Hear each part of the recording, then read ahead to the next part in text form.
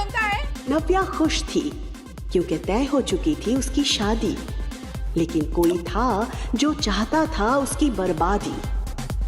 Drink में नशे की दवाई मिलाकर किसी ने उसे बेहोश कराया।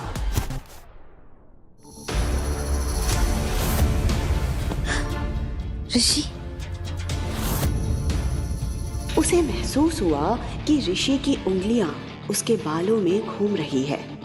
ऋषि, शादी से पहले प्लीज ये सब नहीं। कुछ देर बाद उसकी आंखें पूरी तरह से बंद हो गई और वो कब सो गई उसे पता ही नहीं चला। अगली सुबह नव्या का सर इतना भारी था कि उसकी उठने की हिम्मत नहीं हो रही थी। अगले ही पल फिर से डोरबेल की आवाज आई।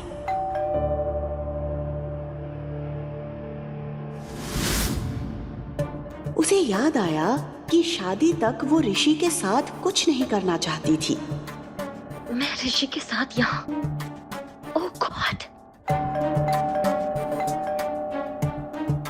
ऋषि प्लीज देखो दरवाजे पे कौन है।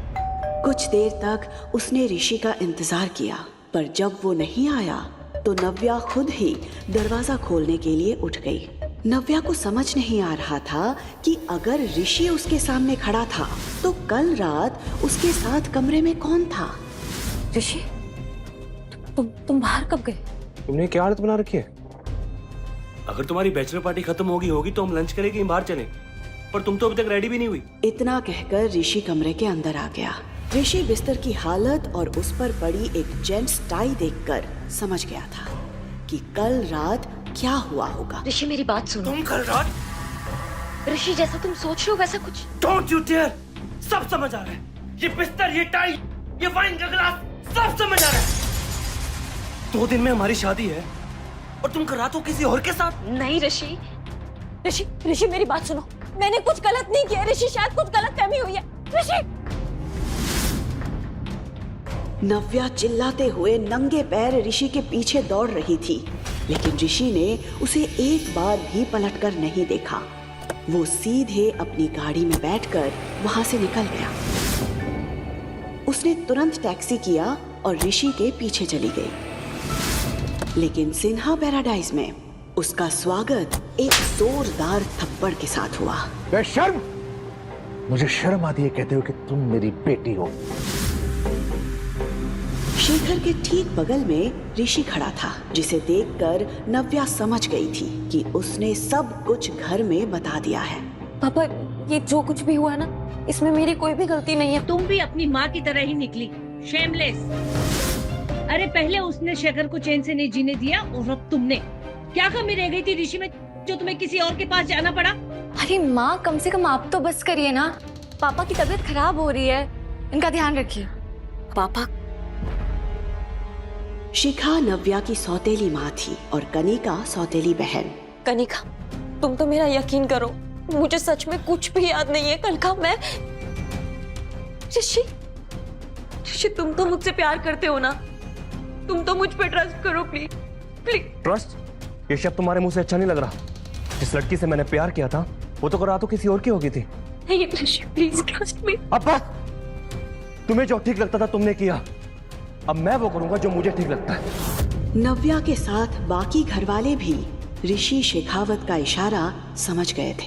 ऋषि ने तुरंत अपनी उंगली से एंगेजमेंट रिंग उतारी और वहीं सबके सामने जमीन पर फेंक दी। ये रिश्ता मैं अभी के अभी खत्म करता हूँ। I am breaking up with you. आज के बाद अपनी ये मनुष्य शक्ल मुझे मत दिखाना। ऋषि, ऋषि नहीं ऋषि, मैंने खबरदार! खबरदार! जो उसे रोकने की कोशिश भी की तो अब उससे जो कुछ कहूंगा ना मैं कहूंगा, और तुमने जो किया है ना उससे हम सबकी जिंदगी बर्बाद हो गई है। ऋषि, ऋषि बेटा सुनो,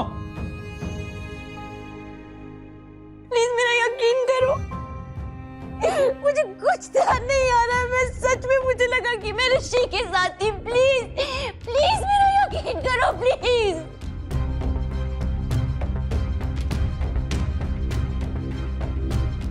कनिका प्लीज, तुम तो मेरा यकीन करो प्लीज। मैं बहुत प्यार करती हूँ ऋषि से, मैंने कुछ भी नहीं किया। प्लीज तुम पापा से बात करो, पापा तुम्हारी बात मानेंगे। प्लीज तुम बात करोगी ना पापा से? अभी कुछ बोलो ना कनिका। दीदी, मैं क्या समझाऊं दीदी, क्योंकि मुझे पता है कि आपने कुछ भी नहीं किया है, क्योंकि जो कुछ भी किया है वो तो मैंने किया है।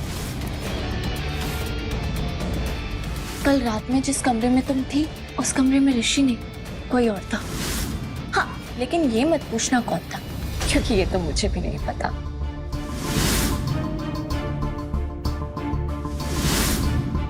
और मैंने ये सब इसलिए किया क्योंकि अगर कोई ऋषि से शादी करेगा तो वो मैं होंगी।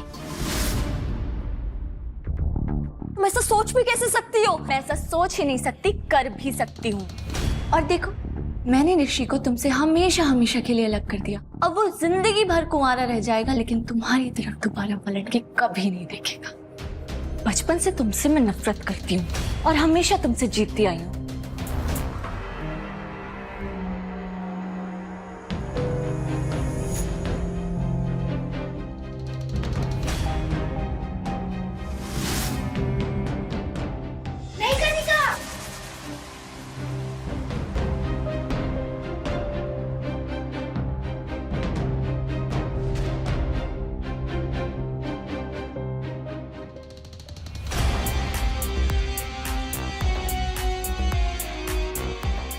लेकिन इस बार जब ऋषि ने तुम्हें प्रपोज किया तो मुझे ऐसा लगा कि इस बार मैं हार जाऊंगी।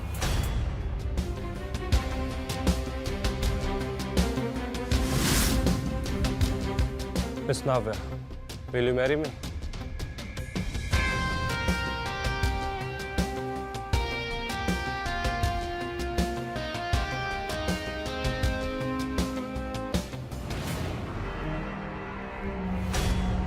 लेकिन देखो, मैं फिर से जीत गई। How dare you, Kanika? क्यों किया तुमने ऐसे? क्यों किया? क्यों किया तुमने ऐसे? तुम्हारी हिम्मत कैसे हुई मेरी बेटी को छूने की? पापा, ये सब कुछ कनिका ने किया है। कनिका ने मुझे फंसाया। चुप! एकदम चुप!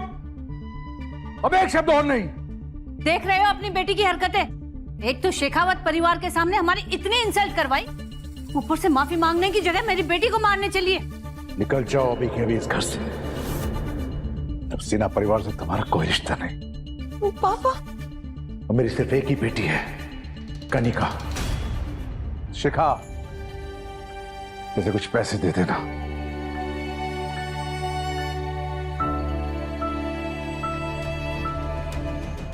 उसके पिता शेखर का फैसला उसे अंदर ही अंदर तोड़े जा रहा था। वो समझ चुकी थी कि अब उसे अपने ही घर को छोड़ना पड़ेगा, इसलिए अपना सामान लेकर वो घर से निकल गई। दिल्ली के सबसे बड़े ऑफिस के कैबिन में आहूजा इंडस्ट्रीज का मालिक अविनाश आहूजा अपने असिस्टेंट के साथ बैठा था। अविनाश 27 साल का यंग हैंडसम बिजनेसमैन था, जिसकी एक झलक के लिए भी लड़कियां तरसती थी।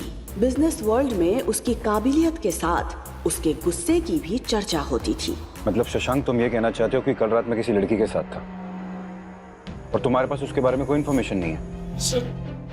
बहुत बड़ा ट्रैप था। Are you out of your mind, Shashank? Sorry sir, हमने बहुत कोशिश की बट लड़की का चेहरा नहीं दिख पाया। एक्चुअली सीसीटीवी सारे सामने से बंद थे, सिर्फ ये दिखाई दिया कि एक लड़की ने दूसरी लड़की को आपके कमरे में भेजा था।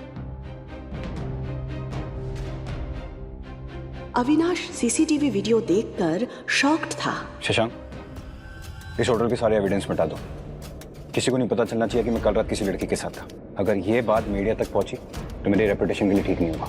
शशांक ने तुरंत हाँ में सर हिलाया और अपने काम के लिए तेजी से निकल गया। अविनाश और शशांक ने उस लड़की की आइडेंटिटी पता करने की बहुत कोशिश की जो उस रात अविनाश के साथ थी, लेकिन उनके हाथ कुछ भी नहीं आया था। इस बात को 6 साल बीत चुके थे। नव्या और अविनाश दोनों ही इस बात से अनजान थे कि उस रात वो किसके साथ थे। दोनों ही अपनी अपनी जिंदगी में आगे बढ़ चुके थे। 6 साल तक नव्या ने काफी परेशानियां झेली, पर उसके साथ एक ऐसी खुशी थी जिसने उसकी हर मुश्किल को आसान कर दिया था। उसने अब अकेले उस खुशी के साथ जीना सीख लिया था। पापा,